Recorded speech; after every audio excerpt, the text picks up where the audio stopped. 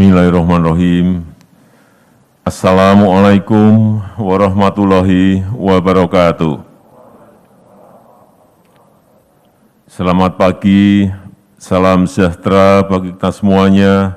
Om Swastiastu, Namo Buddhaya, salam kebajikan.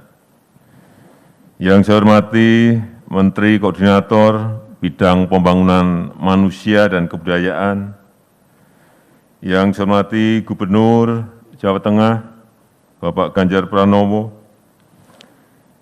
yang saya hormati Ketua Umum Majelis Rektor Perguruan Tinggi Negeri Indonesia, Bapak Profesor Dr. Jama Wiwoho, SHM, beserta para Wakil Ketua, Dewan Pengurus, dan seluruh anggota Majelis Rektor Perguruan Tinggi Negeri Indonesia, Bapak Ibu Rektor dan pimpinan universitas yang saya hormati, hadirin dan undangan yang berbahagia.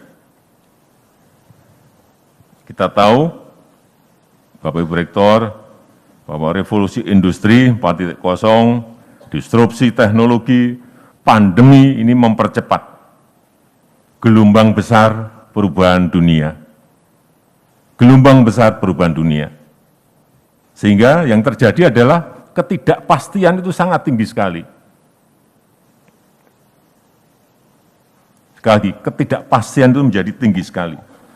Oleh sebab itu, pendidikan tinggi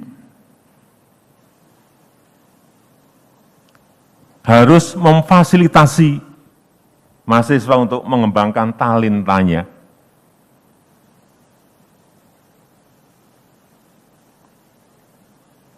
Dan merubah pola-pola lama yang memang itu sudah saatnya untuk kita tinggal. Jangan mahasiswa itu dipagari oleh terlalu banyak program-program studi di fakultas. Ini saya kira sudah berkali-kali saya sampaikan, tapi akan saya ulang terus. Sekali lagi, fasilitasi mahasiswa sebesar-besarnya untuk mengembangkan talentanya yang belum tentu sesuai dengan pilihan program studi, jurusan maupun fakultas. Karena kita ingat, pilihan prodi, jurusan, dan fakultas tidak selalu berdasarkan pada talenta. Dan ketidakcocokan itu kadang-kadang terasa saat kuliah.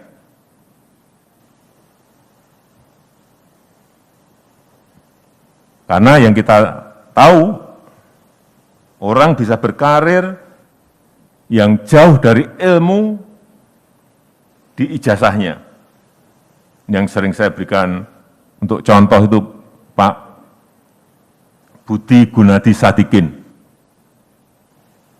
Budi Gunadi Sadikin. Itu fakultasnya di ITB, Fakultas Teknik Fisika Nuklir. Fakultasnya Teknik Fisika Nuklir. Kemudian kerjanya di bank, banking. Tapi nyatanya juga bisa melesat sampai menduduki tangga paling puncak Direktur Utama Bank Mandiri. Melompat lagi, jadi Menteri Kesehatan. Sehingga menurut saya, sejak S1 itu mestinya bakat-bakat itu difasilitasi.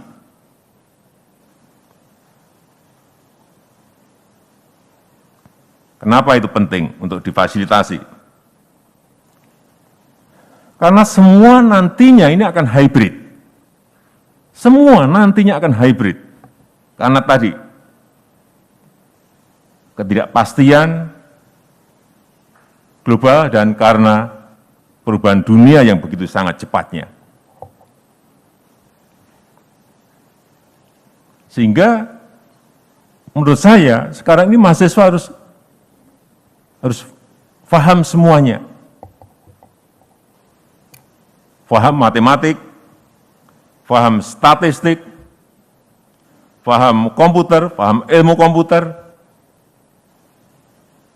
paham bahasa, dan bahasa itu bukan bahasa Inggris saja.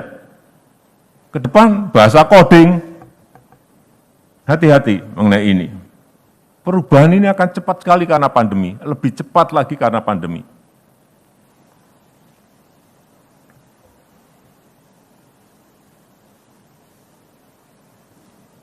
Artinya apa? Solusinya apa? Bahwa seorang mahasiswa itu tidak perlu pindah prodi, pindah jurusan atau pindah fakultas untuk mengejar yang tadi saya sampaikan, yang tidak pas tadi. Tapi berilah kesempatan mahasiswa untuk mengambil kuliah sesuai talentanya. Ini yang harus kita fasilitasi. Perbanyak artinya apa? Perbanyak mata kuliah pilihan, baik di dalam kampus maupun di luar kampus. Sekali lagi, kita ini berada pada transisi perubahan besar dunia yang harus kita antisipasi. Berikan mahasiswa kemerdekaan untuk belajar. Belajar kepada siapa saja, belajar pada praktisi, pada industri,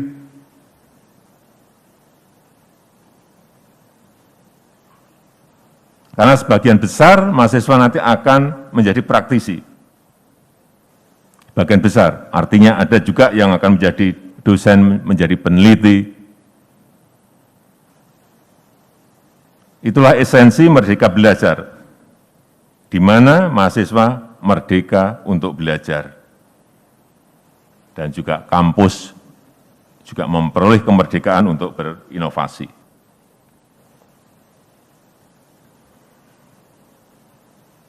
Sekali lagi, karena semuanya nantinya akan hybrid. Hybrid knowledge, hybrid skill, dan ke depan, bukan ke depan, sekarang sudah terjadi. Banyak job yang hilang, banyak pekerjaan-pekerjaan lama hilang, dan muncul, tapi juga muncul banyak pekerjaan-pekerjaan baru. Ini yang harus diantisipasi oleh perguruan tinggi.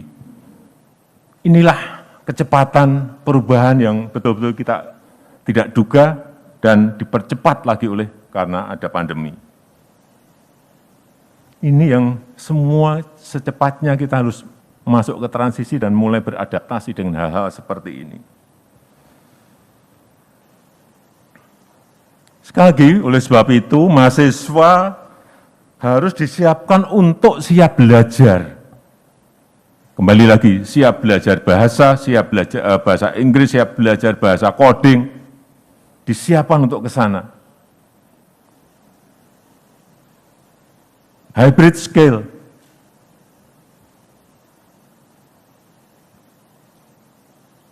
Dokter misalnya, tidak usah ke depan lah, sekarang nih, harus ngerti mengenai robotik.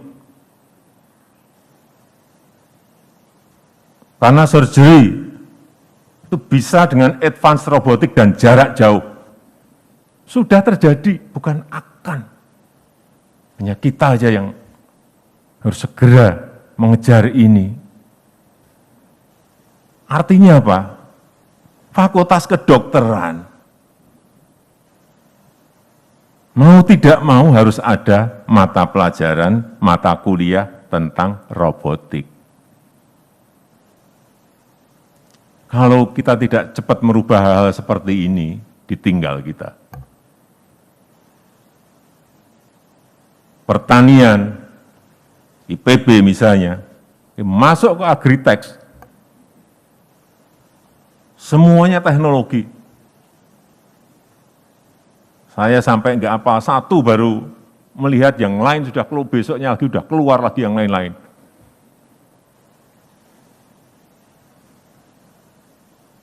Dan Bapak Ibu semuanya sebagai pimpinan, sebagai rektor, yang paling cepat bisa beradaptasi, mengadaptasi perubahan-perubahan seperti ini, siapa? Perguruan tinggi. yang cepat membawa negara ini masuk ke transisi untuk masuk ke gelombang perubahan besar ini, perguruan tinggi.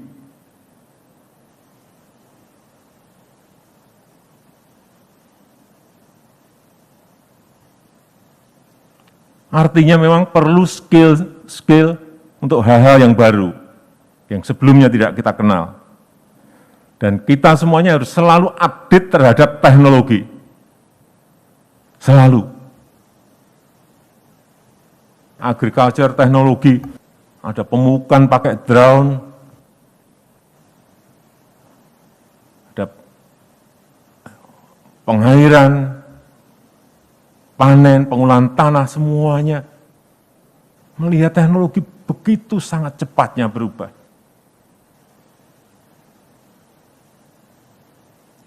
Sekali lagi, karena ilmu sekarang ini cepat berubah. Sekarang mungkin Bapak Ibu sekalian memberi kuliah, mata kuliah mengenai A, semester depan mungkin sudah nggak relevan lagi ilmu A ini. Apalagi yang diajarkan masih ilmu-ilmu 20 tahun yang lalu, sudah.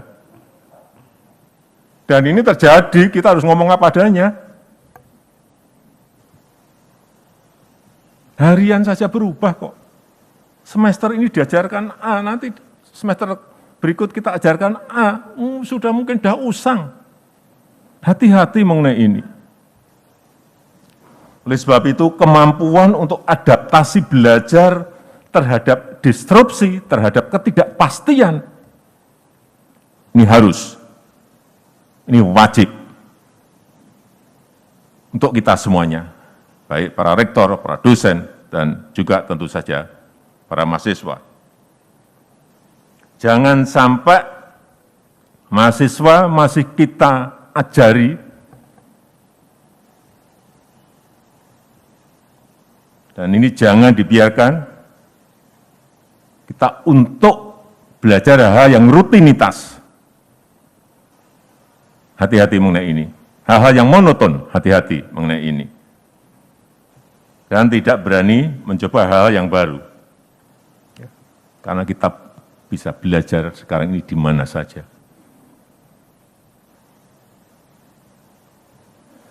Oleh sebab itu, tugas universitas adalah mencetak, adalah melahirkan mahasiswa yang unggul dan utuh.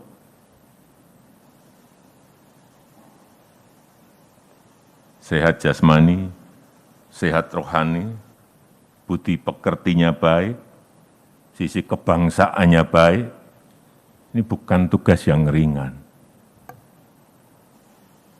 Karena kalau enggak, kebawa kemana-mana anak-anak kita nantinya. Sekali lagi, sehat jasmani, sehat rohani, budi pekertinya baik, kebangsaannya baik. Dan tugas rektor dan seluruh jajarannya bukan hanya mendidik mahasiswa di kampus saja, apalagi hanya di kelas. Hati-hati mengenai ini. Juga menjadi tugas para rektor dan jajarannya yang berkaitan dengan yang di luar kampus. Artinya di luar kampus pun menjadi tugas rektor dan seluruh jajarannya. Hati-hati, di dalam kampus dididik mengenai budi pekerti, di luar kampus saja yang didik jadi narkoba, pecandu narkoba. Nah untuk apa kita kalau nggak bisa menjangkau ke sana? Di dalam kampus dididik mengenai Pancasila, kebangsaan. Di luar kampus ada yang didik mahasiswa kita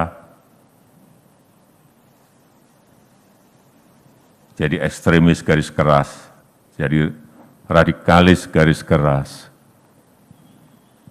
Nah, untuk apa?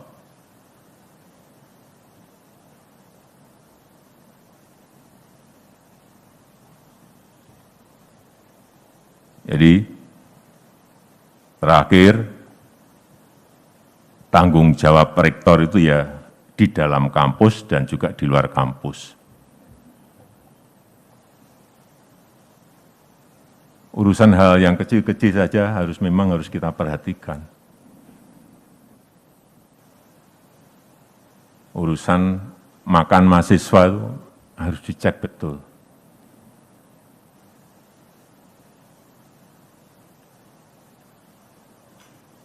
Mohon maaf, saya ingat di UGM di Jogja.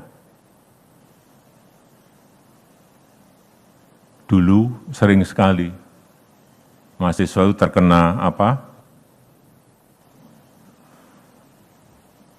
penyakit bareng-bareng, Pak Rektor? Hepatitis, saya ingat.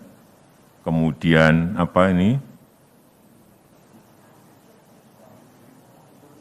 tipes. Karena apa? Warung-warung makan mahasiswa yang saya dulu juga mengalami, kalau nyuci piringnya di ember, airnya 1 ember dipakai pagi sampai tengah malam. Berikan mereka air mengalir. Mahasiswa kita jadi membawa penyakit semuanya. Hal kecil-kecil, tapi ya percuma kalau orang sepintar apapun, kalau tidak sehat untuk apa? Itu yang tadi saya sampaikan, unggul dan utuh. Sekali lagi, tanggung jawab rektor, ya di dalam kampus, ya di luar kampus. Saya rasa itu yang bisa saya sampaikan. Terima kasih, saya tutup. Wassalamualaikum warahmatullahi wabarakatuh.